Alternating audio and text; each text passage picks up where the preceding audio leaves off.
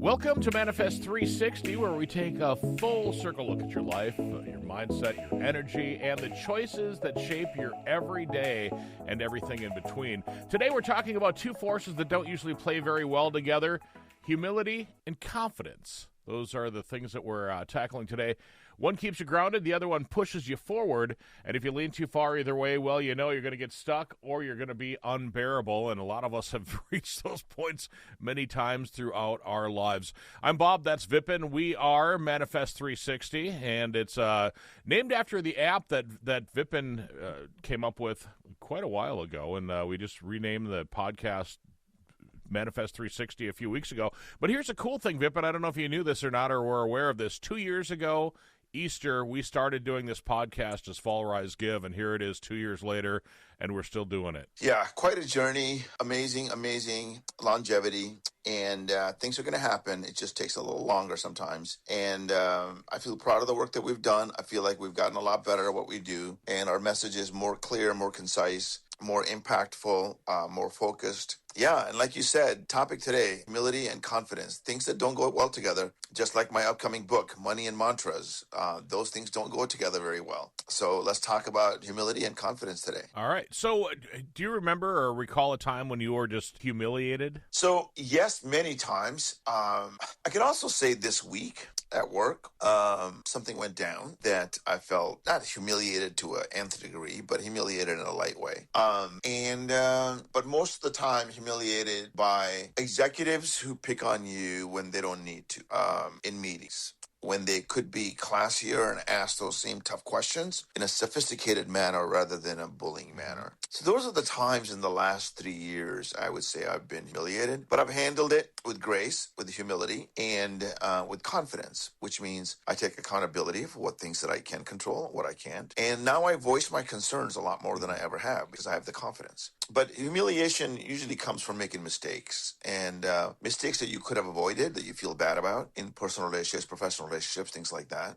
But yeah, so we're not talking about humiliation today. I do want to be clear. We're talking about humility. And humility is the ability to be so confident that you're able to stay present and grounded and are able to not let the outside forces dictate how you react. So for me, humility is the ability to think creatively, to be able to listen to what's going on, to be so confident that you're not bothered by, and you don't think less of yourself in humility or being humble. You think highly of yourself, that you will not let an outside factor impact you. That's humility. So, which is much different than humiliation. Humiliation is a sidetrack that, if you're really humble and really confident, it's hard for people to humiliate you. That is true, I believe. They can try, and so that's something that can happen. But I always talk about calm-centered and loving, and if you're calm-centered and loving, you cannot be humiliated. Humiliation can be when you make the mistakes when you feel bad. Humility is when you are present, you are calm, you're centered, and you have the ability to say, I'm not better than you are. I'm just different, but I'm confident and I'm comfortable in my own skin. That's being humble to me. Any thoughts? Yeah.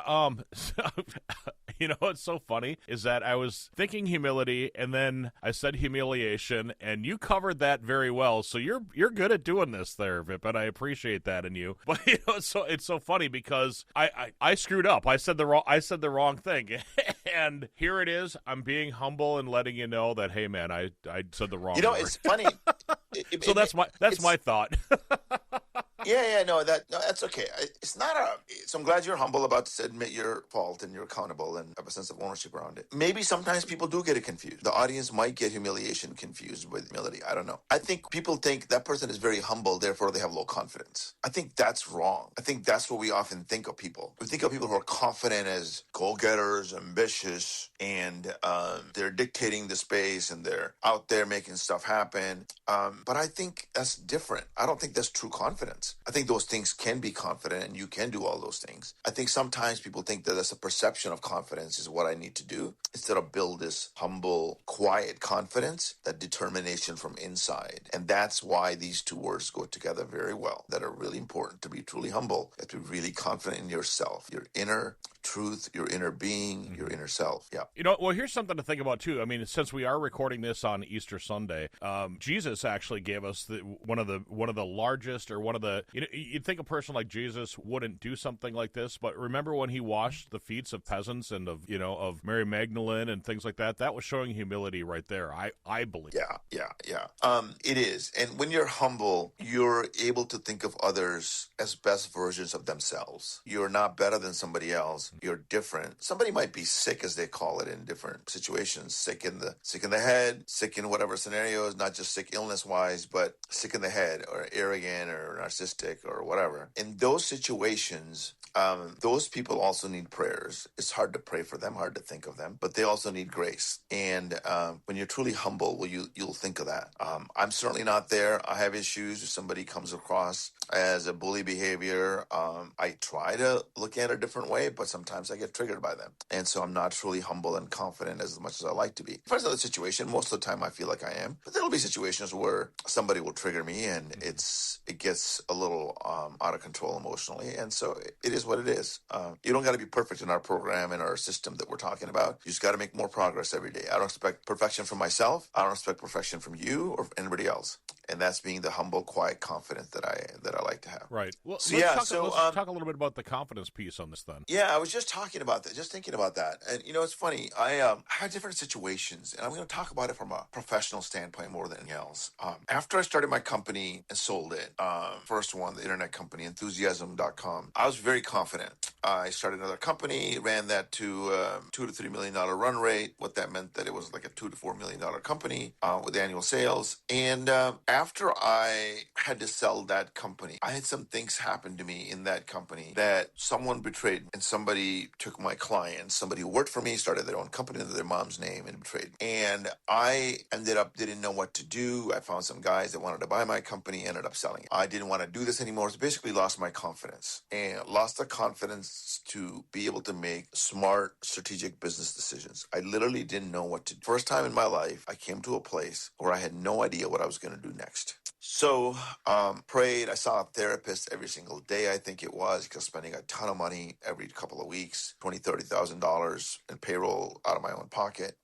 And when I sold the company, I got some peace, but I went for a long drive with my family, and we took a month off. For the first time in my life, I took a month off, traveled the country, the West Coast, went up and down, not up and down, but just down, from Seattle all the way down to California, through Arizona, through New Mexico, spent a couple nights in every state on the West Coast, and ended up in Colorado, then Nebraska, and then back to Minneapolis, and then back up through Canada and Banff. And so this is the whole loop of the Western United States up to the Midwest. And in that soul searching, I ended up being in a National Science Foundation Innovators Conference in Albuquerque, New Mexico. And I ended up speaking about certain things, and the head of the National Science Foundation Innovations team, the guy called me up and sent me an email. It's like, hey, I'd love for you to be an advisory board of the Foundation for Innovation and companies and small businesses and things like that. So that was kind of cool. Of course, I didn't check my email for a month and it was too late. And so I was just on the road. So it took a lot of soul searching. And when you get beat down, sometimes you need to do a soul searching who you really are. And I sat back and I thought about what I wanted to do, and I've charted out my next path. And since then, a couple of times this has happened to me. I chart out my path, something happens, and I kind of figure out what I'm going to do next. I'm not going to say it yet, but I am at a pivotal point like that this time around as well, today and this week and what have you. I have something very exciting going on with the book, as you know. Got a deal with a publisher. I've got a very exciting thing going on with the apps that I'm doing. I did something yesterday. I signed a legal contract for a venture. That's very exciting. I am the second biggest partner in it. I'm not the partner or the boss. And it's very exciting. It's not something that I planned on doing, something that kind of happened. And it's something that I have a lot of expertise in.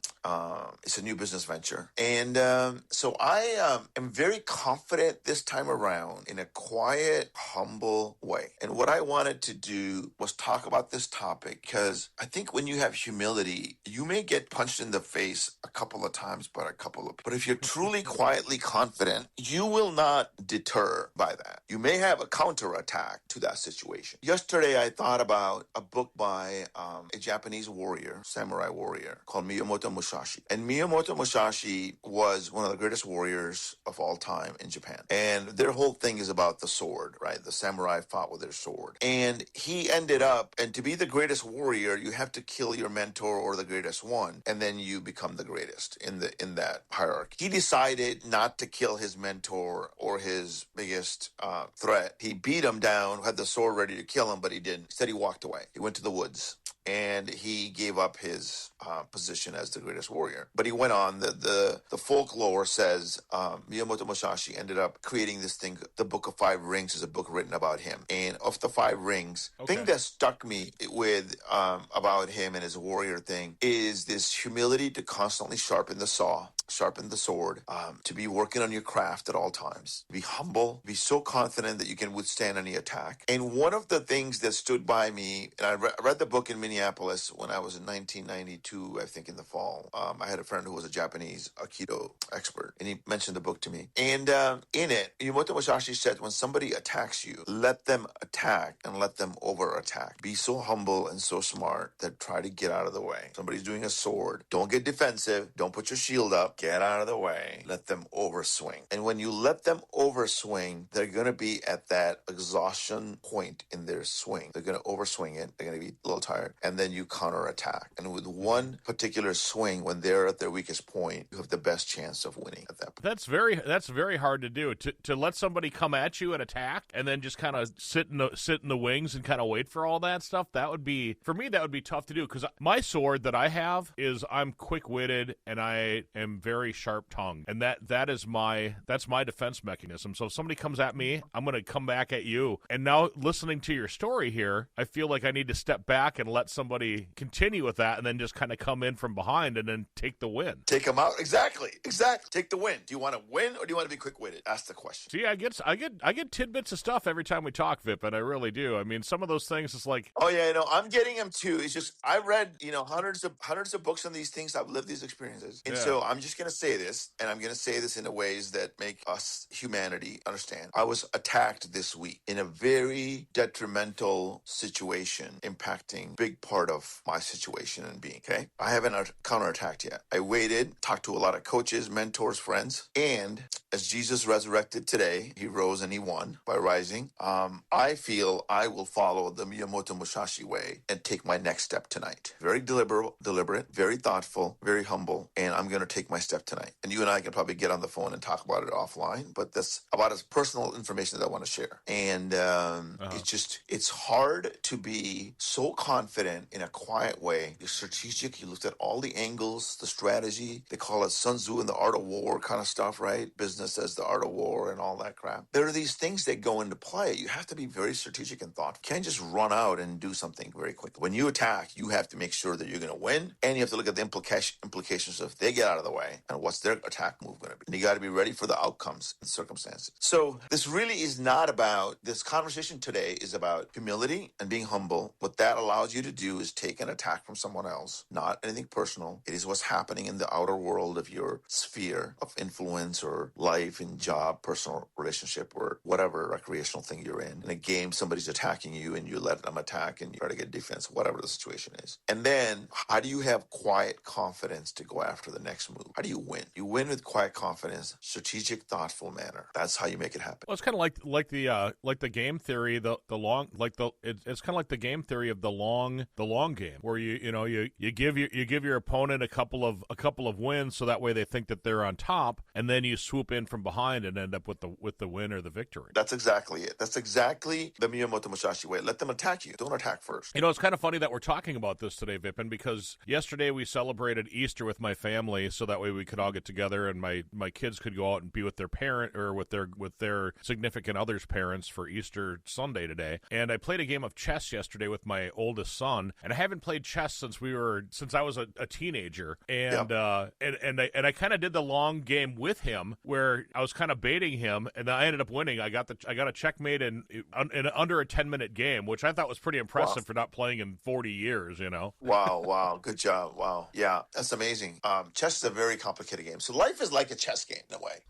You gotta have the long game. So let's talk about in the key of the long game in humility and what does it do and what does it serve for us and how can you be more humble? The simple way of being humble is not think you're better than somebody else. One of the ways of being humble outside of that is to say, what do I want to learn from this situation? Instead of trying to be right or be defensive, if you put the mindset of what do I want to learn from this trip to McDonald's, and there is a wet floor and I've fallen down, and then this person who's wiping and doing the mopping feels terrible, and your first instinct is to get mad and saying, how dare you leave a wet floor, blah, blah, blah. The first step in that is take a step back, put yourself in that person's position. They're mopping a floor at a McDonald's. You're a customer walking in, buying food. By being humble, you're allowing that person, saying it's okay, you're not apologizing for falling down. You're saying, hey, it's okay. You're comforting them. A person's feeling bad. They could be having a bad day. Maybe they missed the spot for a reason. You can help build that person up by being humble, or you can be arrogant or narcissistic and yell at them because you fell and it's their mistake. You can make their situation worse. What do you choose in that moment? So by being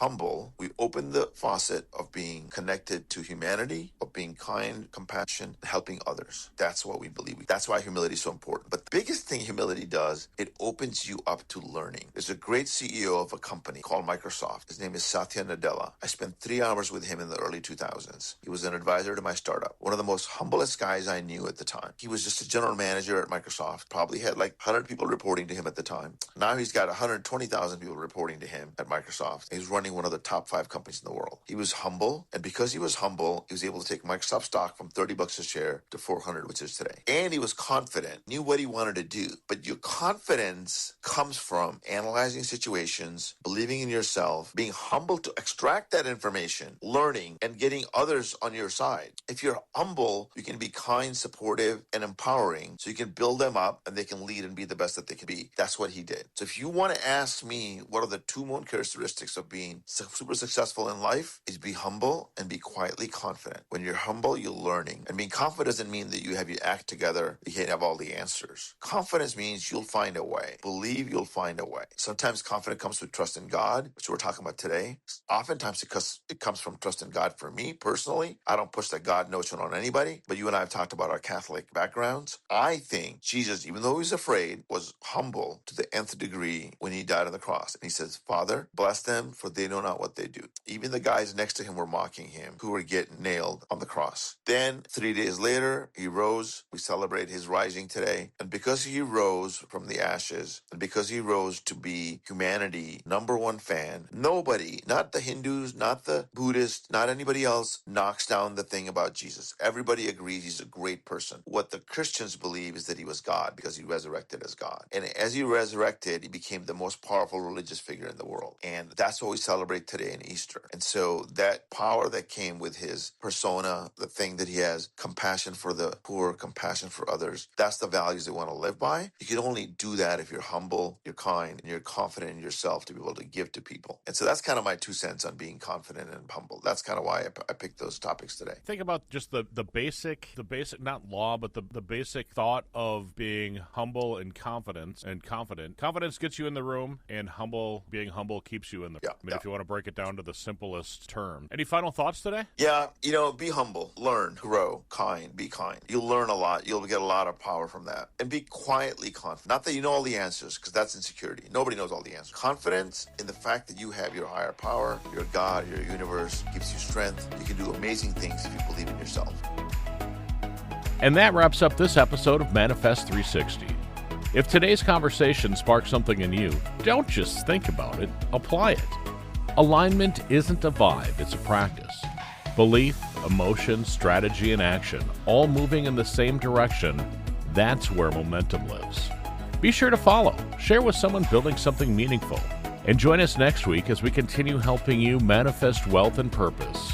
Manifest 360 is a podcastforhire.com production.